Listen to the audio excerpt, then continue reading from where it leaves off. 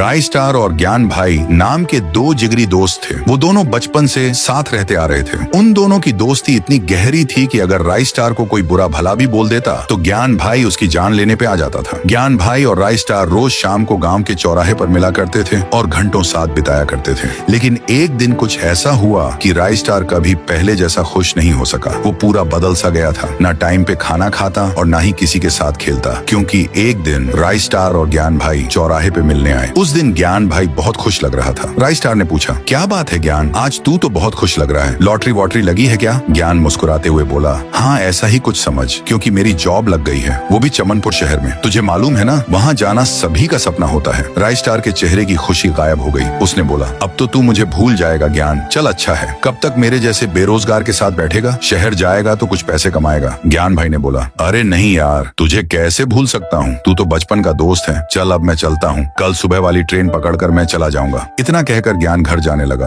राय star की आंखों में आंसू आ गए। वो अपने सबसे अच्छे दोस्त को अपने से दूर जाते हुए देख रहा था। ज्ञान भाई शहर चला गया। कुछ दिन बीत गए। राय स्टार और ज्ञान भाई शुरू में बहुत बातें करते थे, लेकिन जैसे जैसे समय बीतता गया वैसे वैसे बातें कम होने लगी। कभी कभी तो महीने में एक बार भी ज्ञान का कॉल नहीं आता था। राय स्टार को अब ऐसा लगने लगा था कि शायद वो अब अमीर बन चुका है और मेरे से बात करने के लिए ज्ञान के पास टाइम नहीं है। लेकिन राय स्टार को सच्चाई मालूम नहीं थी। राय स्टार अब भी रोज चौराहे पर ज्ञान भाई का इंतजार करता था कि शायद वो लौट कर आ जाए, लेकिन ज्ञान नहीं आया। सुबह के 7 बज रहे थे। राय स्टार अभी तक सोया था। तभी राय स्टार के फोन में एक कॉल आया। राय स्टार की नींद खुल गई। वो आंख मलते हुए उठा और फोन चेक किया। अचानक उसके दिल की धड़कन तेज हो गई, क्योंकि ज्ञान का कॉल आया था। राय स्टार जल्दी से कॉल उठाकर बोलता है, कैसा है मेरे भाई, 1 साल बाद तेरा कॉल आया है। सामने से बस छोटा सा जवाब आता है, तू जल्दी से चौराहे पर आ जा, मैं वहीं तेरा इंतजार कर रहा हूँ। राय स्टार का दिल जोर से धड़कने लगता है। राय स्टार बिना मुंह धोए दौड़ते दौड़ते गांव के चौराहे पर पहुंचा। वहां पर ज्ञान भाई उसका इंतजार कर रहा था।